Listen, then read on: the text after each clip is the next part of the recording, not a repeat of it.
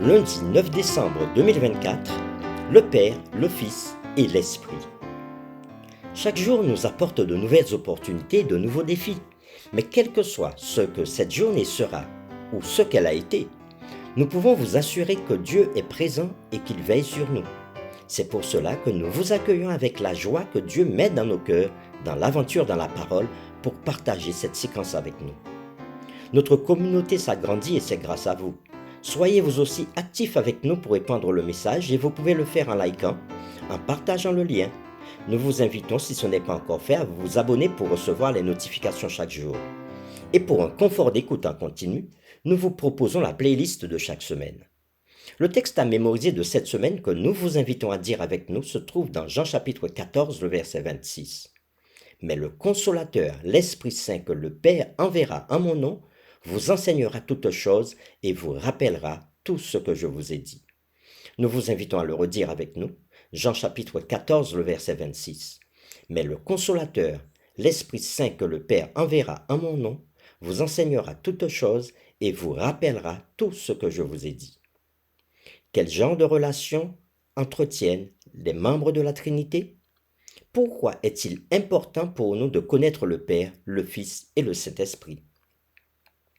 Les réflexions de cette semaine nous aideront à répondre à ces questions. Et aujourd'hui, nous le ferons avec la séquence Jésus et le Père. Nous avons été créés par la divinité pour une relation personnelle avec Dieu. Toutefois, cette relation fut radicalement perturbée à cause du péché. Nous pouvons voir l'impact immédiat de cette perturbation dans l'histoire du Jardin d'Éden. Nous vous invitons à lire avec nous Genèse chapitre 3, les versets 7 à 9, et nous répondrons à la question suivante. Comment ce passage révèle-t-il la brèche que le péché a causée et que signifie le fait que Dieu lui-même soit allé à leur recherche et non l'inverse? Nous lisons Genèse chapitre 3, les versets 7 à 9. Les yeux de l'un et de l'autre s'ouvrirent. Ils connurent qu'ils étaient nus, et ayant cousu des feuilles de figuier, ils s'en firent des ceintures.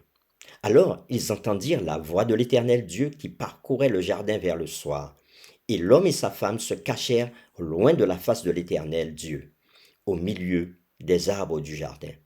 Mais l'Éternel Dieu appela l'homme et lui dit, « Où es-tu » Après avoir lu Genèse chapitre 3, les versets 7 à 9, répondons à la question suivante.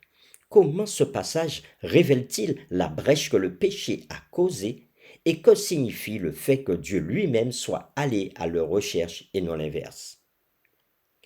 L'intention de Dieu était d'offrir la guérison à toute l'humanité pour cette brèche causée par le péché, même si l'humanité n'accepterait pas ce qu'il offrait. Pour accomplir la restauration de cette relation, un membre de la divinité devint humain. Ainsi la parole se fit chair et habita parmi nous, manifestant la gloire de Dieu, telle que Jean nous le dit dans Jean chapitre 1er, les versets 14 à 18. En conséquence, l'humanité a reçu sa plénitude et sa grâce. Jésus était venu pour proclamer la gloire de Dieu afin que la relation brisée par le péché soit restaurée, du moins pour tous ceux qui étaient prêts à accepter par la foi ce qui leur a été offert en Jésus-Christ. Nous vous invitons à lire plusieurs textes encore aujourd'hui avec nous. Jean chapitre 1er, les versets 1 et 2. Jean chapitre 5, les versets 16 à 18. Jean chapitre 6, le verset 69. Jean chapitre 10, les versets 10 et 30. Et Jean chapitre 20, le verset 28. Et nous répondrons à la question suivante. Quelle merveilleuse espérance avons-nous dans ces textes? Nous lisons Jean chapitre 1er, les versets 1 à 2. Au commencement était la parole. Et la parole était avec Dieu, et la parole était Dieu. Elle était au commencement avec Dieu. Nous lisons maintenant Jean chapitre 5, les versets 16 à 18. C'est pourquoi les Juifs poursuivaient Jésus, parce qu'il faisait ces choses le jour du sabbat. Mais Jésus leur répondit, « Mon Père agit jusqu'à présent, moi aussi j'agis. » À cause de cela, les Juifs cherchaient encore plus à le faire mourir, non seulement parce qu'il violait le sabbat, mais parce qu'il appelait Dieu son Père, se faisant lui-même égal à Dieu. Lisons Jean chapitre 6, verset 69. Et nous avons cru, et nous avons connu que tu es le Christ, le Saint de Dieu. Jean chapitre 10, verset 10. Le voleur ne vient que pour dérober, égorger et détruire. Moi, je suis venu afin que les brebis aient la vie et qu'elles soient dans l'abondance. Jean chapitre 10, verset 30. Moi et le Père, nous sommes un. Jean chapitre 20, le verset 28. Thomas lui répondit, Mon Seigneur et mon Dieu. Après avoir lu Jean chapitre 1er, les versets 1 et 2, Jean chapitre 5, les versets 16 à 18, Jean chapitre 6, verset 69, Jean chapitre 10, versets 10 et 30, Jean chapitre 20, verset 28, nous répondons à la question, quelle merveilleuse espérance avons-nous dans ces textes? Dans le livre Jésus-Christ, l'écrivain Ellen White dira ceci. En Christ réside la vie, une vie originelle, non empruntée, et qu'il ne tient de personne. On le voit à la page 526. Et pourtant, en tant que Fils incarné, qui s'était dépouillé lui-même de l'exercice de ses prérogatives, Christ, parlant de son existence sur la terre en tant qu'homme parmi les hommes, a pu se référer à sa possession de la vie comme un don de Dieu. La divinité du Christ donne aux croyants l'assurance de la vie éternelle.